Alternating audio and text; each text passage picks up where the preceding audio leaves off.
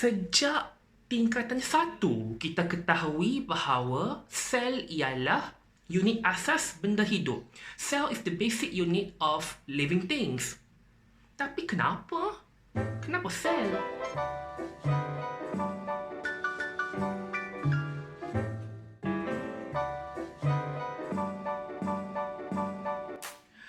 Okey, bismillahirrahmanirrahim. Assalamualaikum dan salam sejahtera buat anda semua di luar sana.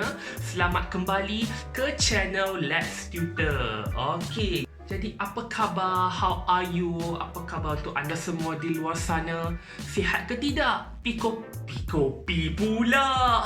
PKP okey ke tidak?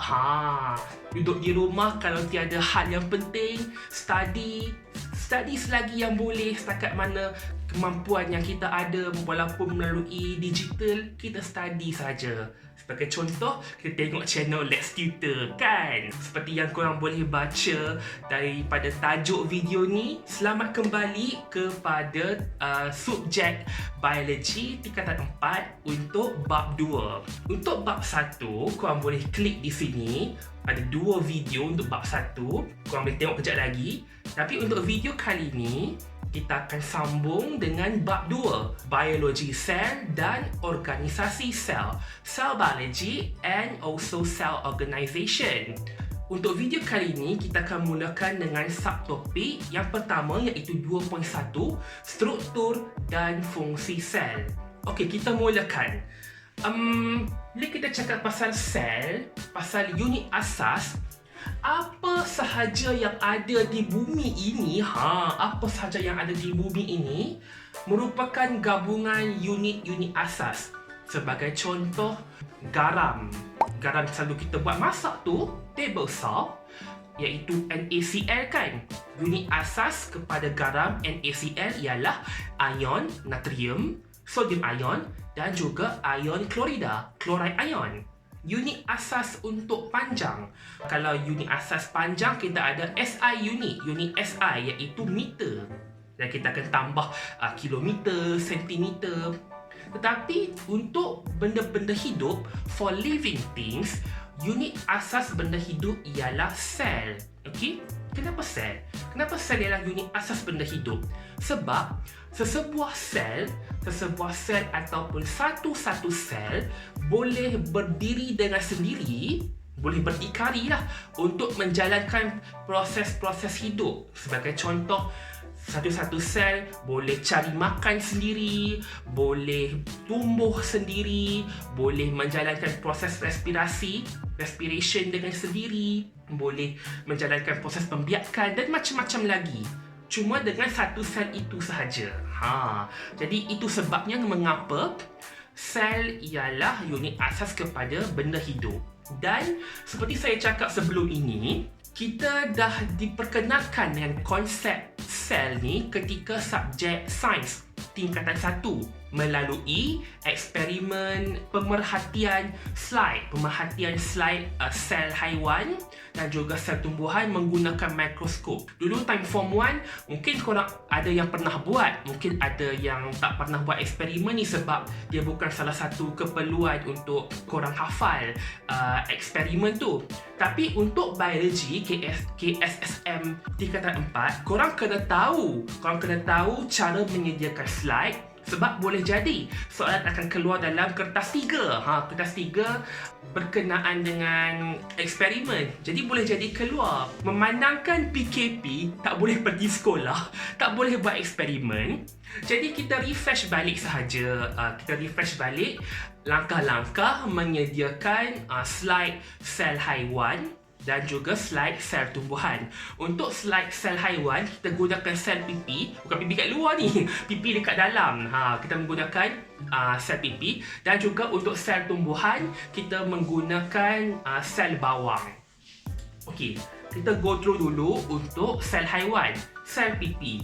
Pertama sekali, daripada slide tu, kita ada slide, kita titiskan air suling, 1 ataupun 2 drop air suling distilled water atas slide, kita letak ke tepi dulu. Okey. Step yang kedua, kita kikis, kita ambil pencukil gigi. Jangan cucuk bahagian tajam tu pula. Jangan. Jangan. Kita ambil bahagian yang tumpul tu, kita kikis dulu dekat bahagian dalam pipi kita tu. Bila kita dah kikis, kita ambil balik slide tu, kita kuis tempat yang kikis tu dalam air suling tu. Okey? Okey, selesai. Okey, lepas tu kita buanglah yang cukai gigi tu, tak perlukan dah. Okey. Lepas tu bila kita dah ada slide air suling dengan sel pipi yang kita dah kikis tadi tu, kita ambil penutup slide kaca. Lepas tu kita tutup menggunakan jarum tenggek, ataupun in English we call it mounting needle, dengan sudut 45 darjah. Kita tutup perlahan-lahan.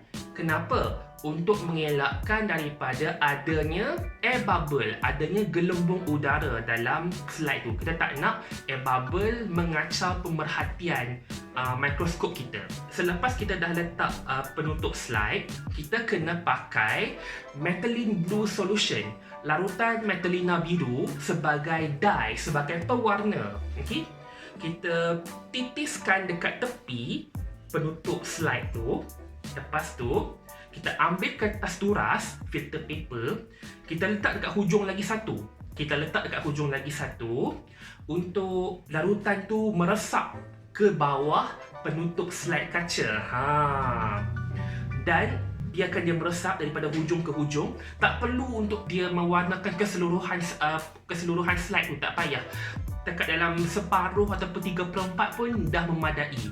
Lepas tu kita ambil filter paper, kertas turas yang lagi satu, kita lap lebihan larutan metalina biru. Lepas tu baru kita ambil, baru kita perhatikan bawah mikroskop. Kita mulakan dengan kanta objektif yang rendah dulu. Baru diikuti dengan yang tinggi. Okey. Selepas itu bila kita dah observe, okey, kita lukislah.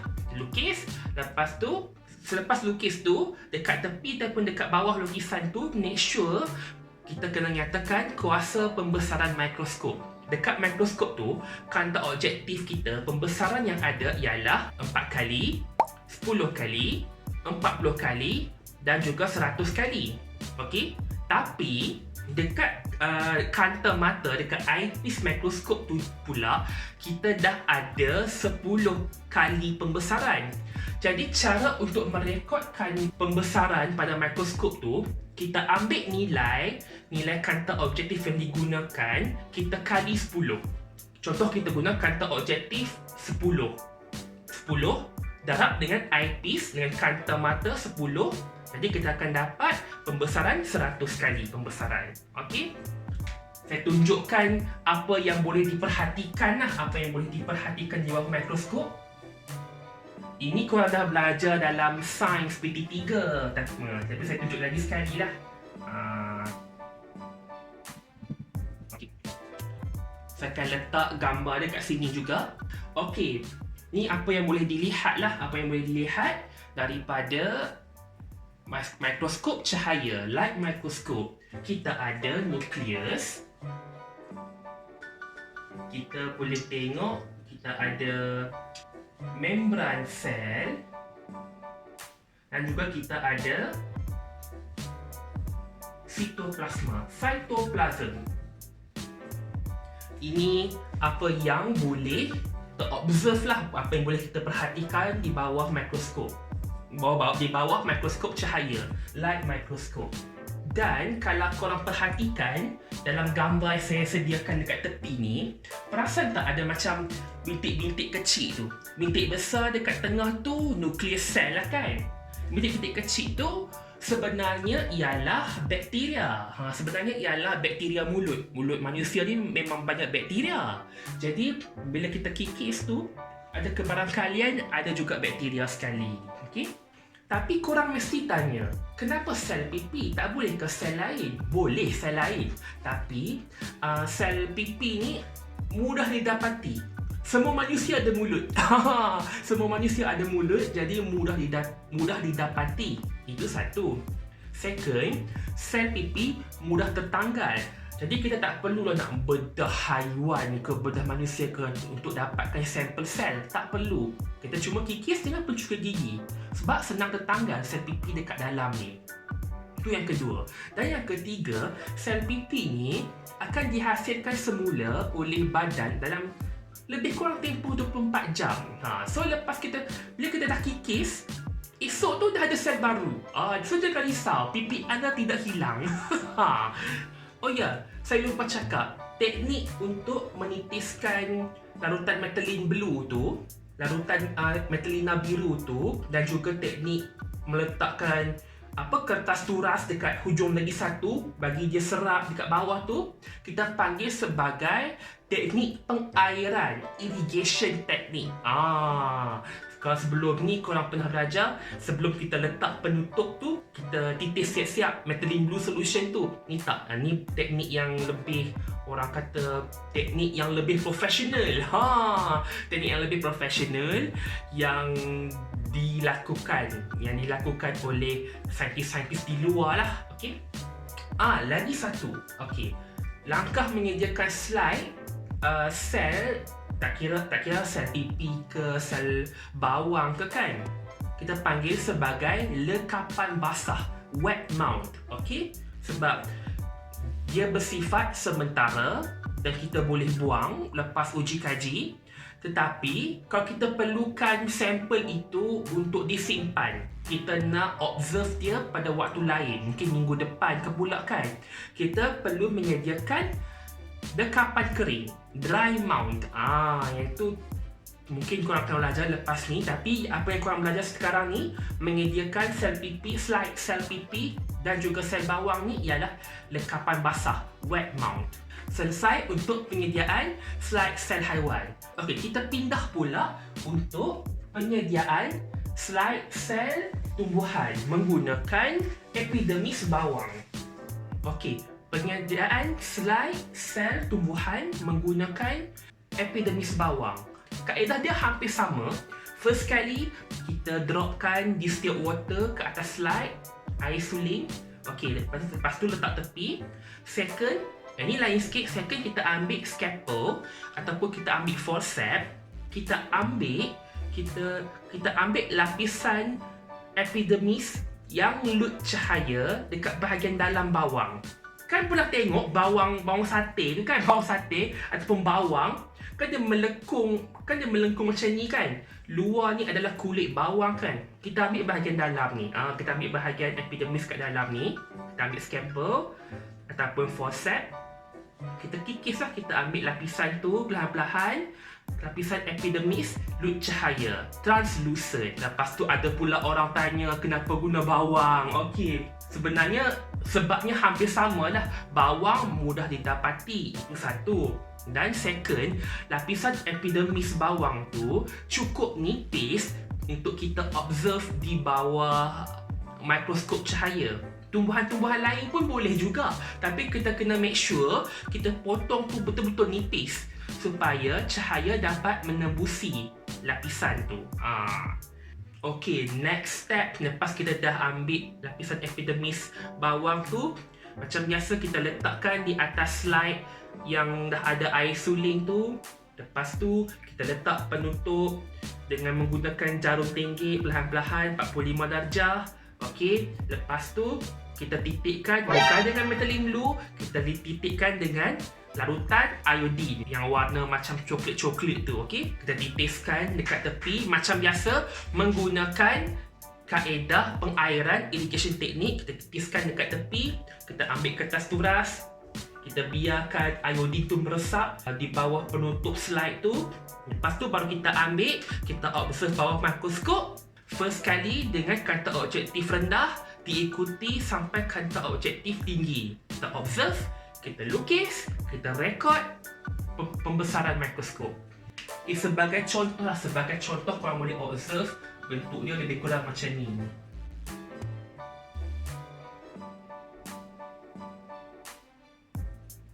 Di bawah mikroskop cahaya, korang boleh observe sel bawang, sel tumbuhan ada nukleus. Dan juga sel tumbuhan juga mempunyai sitoplasm. sitoplasma. Sel tumbuhan juga mempunyai membran sel. Kalau korang observe betul-betul bawah mikroskop, sel tu kalau ada macam ruang kosong putih tu, itu ialah vakul. Dan juga di lapisan luar daripada membran selnya kita ada dinding sel. Okey, selesai. Macam tu sahaja. Mudah saja eksperimen uji kaji untuk menyediakan slide sel haiwan dan juga sel tumbuhan. Dan juga struktur-struktur yang boleh kita lihat di bawah mikroskop cahaya telah pun kita belajar ketika sains tingkatan 1, ketika sains PP3.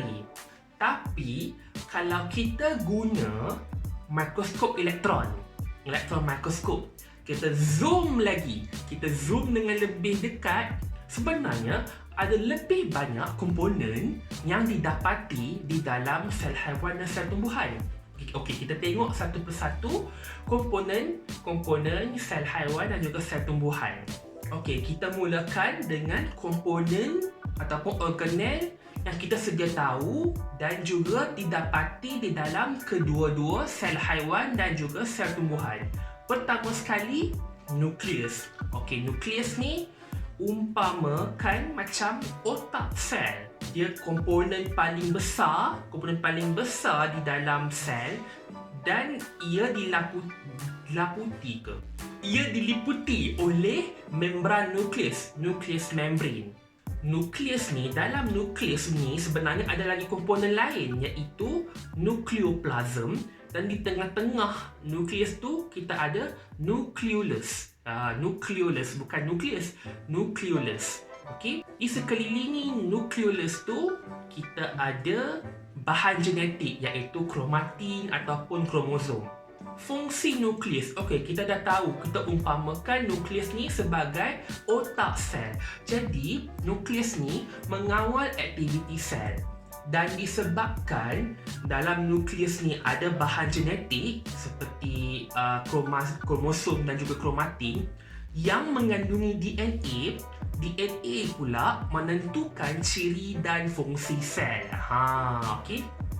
Itu nukleus. Yang kedua, sitoplasma. Cytoplasm ataupun sitoplasma ni kita boleh umpamakan seperti isi sel. Okey. Sitoplasma ni mengandungi organic and inorganic compound, sebatian organik dan juga sebatian tidak organik. Organik ni apa pula dia? Apa ni organik? Okey, senang cerita, organik adalah apa sahaja sebatian, whichever compound that contains carbon. Apa sahaja sebatian yang mengandungi karbon itu adalah organik. Apa pula fungsi sitoplasma ni?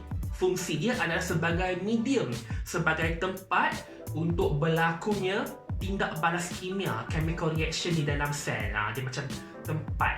Yang ketiga, membran sel, atau lebih tepat namanya ialah membran plasma. Plasma membrane ataupun membran plasma ni kita boleh umpamakan seperti kulit sel yang menyelaputi kandungan sel. Dia diperbuat daripada fosfolipid dan juga protein, dan ia bersifat telak memilih, selective permeable. Korang akan belajar lebih detail dalam bab 3 berkenaan membran plasma membrane. Fungsi dia adalah bila kita kata kulit sel ni, membran plasma ni, jadi membran plasma ni fungsi dia adalah mengasingkan kandungan sel daripada persekitaran luar. Dia mengelakkan kandungan sel tu bocor lah kan. Kulit sel dan mengelakkan bahan dalam tu terbocor keluar lah kan. Fungsi yang kedua pula, membran plasma mengawal bahan yang masuk dan juga keluar daripada sel. Okey. Sebab tu dia panggil sebagai telak memilih, selective permeable. Ada bahan yang boleh masuk dan keluar, ada bahan yang tidak. Seterusnya, mitokondrion. Okey, mitokondrion or mitochondrion. In English, mitochondrion, plural mitochondria. Mitokondrion ni pula dia berbentuk rod ataupun berbentuk sfera, dan membran dia adalah dua lapisan. Lapisan luar yang licin dan lapisan dalam yang berlipat. Kalau kita nak lukis mitokondria, kita lukis je macam ni. Ni macam bentuk rod macam ni. Lepas tu dia ada lapisan dalam yang berlipat. Lebih kurang macam ni lah. Kalau kita nak lukis mitokondrion lah. Okey, dan ia mengandungi enzim yang penting untuk respirasi. Penting untuk respiration. Jadi fungsi dia ialah tapak penjanaan tenaga melalui penguraian glukosa ataupun kita panggil sebagai oksidasi glukosa yang kemudiannya akan menghasilkan ATP. Okey, ATP ni apa? ATP ni adalah singkatan untuk adenosina trifosfat. Saya kena fikir jap terma dalam bahasa Melayu macam mana. Dalam English, adenosine triphosphate. Kalau macam korang complicated kan, ATP ni apa pula? Jangan risau, korang akan belajar dalam bab 7. Okey? Tu lambat lagi. Next, kita tahu pula ribosom. Okey, ribosom ni berbentuk sfera, dia macam granul, berbentuk sfera, dan dia wujud secara dia bebas di dalam sitoplasma ataupun dia melekat kepada jalinan endoplasma kasar. Fungsi ribosom ni simple je. Fungsi dia adalah untuk menghasilkan, untuk mensintesis protein baru. Kemudian, yang seterusnya, jalinan endoplasma. In English, we call it as endoplasmic reticulum. Endoplasmic reticulum ER ataupun jalinan endoplasma ni, kita ada dua jenis. Kita ada jalinan endoplasma licin dengan jalinan endoplasma kasar. Apa beza dia? Beza dia cuma yang kasar ada ribosom yang melekat pada dia lah, pada jalinan endoplasma tu. In English, kita ada rough endoplasmic reticulum and also smooth endoplasmic reticulum. Jalinan endoplasma ni dia berada dekat dengan nukleus. Kenapa? Sebab membran jalinan endoplasma ni dia bersambung dengan membran nukleus. Dia macam bersambung. Sebab tu kalau korang perasan dalam gambar, jalinan endoplasma tu dia akan berada macam di sekeliling nukleus tu. Fungsi dia apa pula? Fungsi dia secara generalnya untuk mengangkut bahan kimia. Secara general lah, tapi ada beza yang endoplasma kasar dengan endoplasma licin. Untuk jalinan endoplasma kasar, dia mengangkut protein yang disintesis oleh ribosom. Ribosom dah sintesis protein, dah menghasilkan protein, dia akan melekat kepada jalinan endoplasma kasar. Untuk jalinan endoplasma kasar tu bawa pergi ke tempat lain sebagai transport. Itu yang kasar. Untuk yang licin pula, dia mengangkut lipid, lemak dan juga glycerol, dan juga untuk detoksifikasi dadah. Drug detoxification, hasil metabolisme yang lain lah, bahan buangan yang lain. Seterusnya kita ada pula jasad Golgi. In English, we call it as Golgi body or Golgi apparatus. Jasad Golgi ni pula adalah dia macam satu stack, macam satu timbunan kompartmen yang berlapis-lapis tapi tak bersambung pun. Dia berlapis-lapis, dan di hujung lapisan Golgi itu dia ada vesicle, dia ada macam kantung dekat hujung dia tu. Dan fungsi dia apa pula? Fungsi Golgi apparatus ni dia macam pejabat pos, dia macam delivery. Dia macam korang order barang kan, delivery kan, JNT, Ninja Van tu kan. Itulah yang itu dia proses, dia ubah suai, dia bungkus, dia angkut. Empat tugas jasad Golgi. Dia proses, dia ubah suai, dia bungkus, dia angkut protein. Kita ulang balik. Protein disintesis dihasilkan oleh ribosom. Lepas dia melekat dekat jalinan endoplasma kasar. Lepas tu jalinan endoplasma kasar pula. Jalinan endoplasma kasar ni akan bawa protein tu dia akan bawa sampai ke satu hujung. Dia akan keluarkan dalam bentuk vesicle, dalam bentuk kantung. Dia pas dekat Golgi, dia pas dekat jasad Golgi. Untuk jasad Golgi, macam saya cakap, 4 benda tu: proses, ubah suai, bungkus dan angkut protein yang diterima daripada jalinan endoplasma kasar. Kemudian kita ada pula lagi satu lisosom, lysosome. Lysosome ni macam umpamakan macam satu kantung sfera kecil.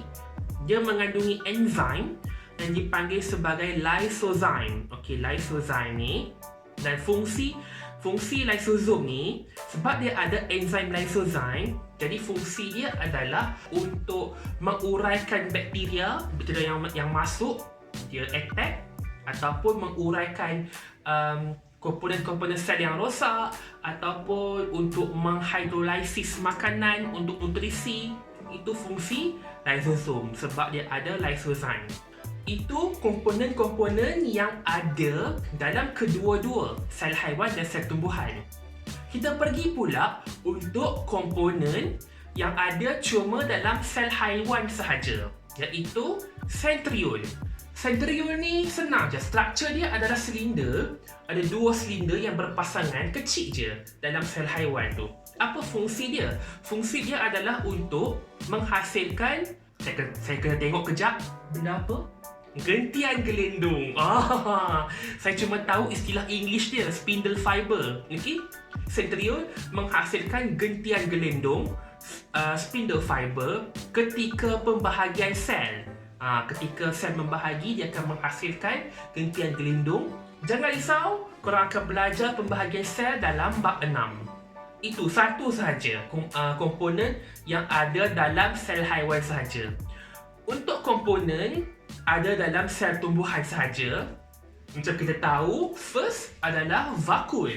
Vakul ni adalah macam suatu kantung yang berisi dengan sel. Dan vakul ni diselaputi oleh membran tonoplas. Sel ni mostlynya kebanyakannya air, tapi ada juga gula, ada garam mineral, ada asid organik dan macam-macam lagi dalam sel tu. Untuk tumbuhan yang muda, untuk anak pokok, dia punya vakul dia kecil tapi ada banyak. Tapi untuk pokok yang dah besar, untuk pokok yang dah matang, vakul dia besar di tengah-tengah. Central, kita panggil dalam English central vakul. Okey, kita tahu vakul ni selalunya adalah komponen sel tumbuhan. Tapi vakul juga boleh didapati dalam sel haiwan, terutamanya haiwan uniselular. Okey, haiwan unisel. Fungsi dia apa pula? Okey, fungsi dia untuk sel tumbuhan, fungsi vakul adalah untuk menyimpan air supaya sel tumbuhan tu lebih segah, dia teji. Okey. Tapi untuk sel haiwan pula, fungsi vakul ni, pengecutan vakul terlibat dalam proses pengosmo kawal aturan, osmoregulation process, terutamanya untuk haiwan unicellular organism. Kemudian kita ada pula kloroplas. Okey, kloroplas ni, macam kita tahu, kloroplas mengandungi klorofil yang berfungsi untuk menyerap cahaya ketika fotosintesis. Senang kan? Kau nak lukis senang saja. Bentuk dia bentuk bujur. Lepas tu dia line-line macam ni saja. Senang kena tahu ini adalah kloroplas. Dan yang terakhir iaitu dinding sel. Dinding sel ni dia lapisan luar daripada membran plasma ni, dan diperbuat daripada cellulose fiber, gentian selulosa. Okey. Dia bersifat fully permeable, telak penuh, dan juga fungsi dia adalah untuk memberikan sokongan mekanikal kepada sel tumbuhan, okey, dan juga memberikan bentuk yang tetap. Kan sel tumbuhan kan bentuk dia tetap kan. Jadi sel wall tu dia memberikan bentuk tetap kepada sel lah. Okey. Seterusnya, kita nak membanding beza komponen sel haiwan dan juga sel tumbuhan. Bila kita cakap banding beza, compare and contrast, bermaksud kalau dalam exam dia kata compare and contrast, kita kena nyatakan kedua-dua persamaan dan perbezaan. Okey, compare and contrast, banding dan beza. Persamaan dia mudah saja.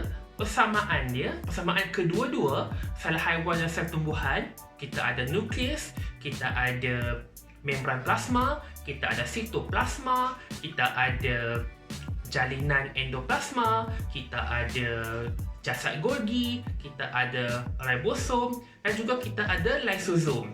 7 komponen ni wujud di dalam kedua-dua sel haiwan dan sel tumbuhan. Untuk sel tumbuhan, untuk perbezaannya, untuk sel tumbuhan mempunyai vakul, mempunyai dinding sel dan mempunyai kloroplas. Sel tumbuhan juga mempunyai bentuk tetap. Sel tumbuhan tiada sentriol dan lagi satu ialah simpanan karbohidrat dalam sel tumbuhan adalah dalam bentuk kanji, dalam bentuk starch. Itu perbezaan untuk sel tumbuhan. Untuk sel haiwan pula, sel haiwan mempunyai sentriol. Okey, sel haiwan mempunyai sentriol dan sel haiwan tiada kloroplas. Sel haiwan tiada dinding sel. Sel haiwan juga kebanyakannya tiada vakul. Jika ada, vakul dia adalah kecil sahaja.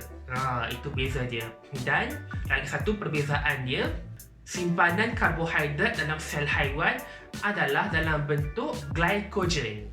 Itu perbezaan antara sel haiwan, sel tumbuhan dan juga persamaan antara sel haiwan dan sel tumbuhan. Cara mudah ingat, cara mudah hafal, untuk perbezaan korang fikir logik je. Untuk sel tumbuhan ada vakul, ada dinding sel, sel wall, ada kloroplas dan juga tak ada sentriol. Opposite dan vice versa dengan sel haiwan. Sel haiwan ada sentriol, tapi tiada kloroplas, tiada dinding sel, tiada vakul, kalau ada pun kecil.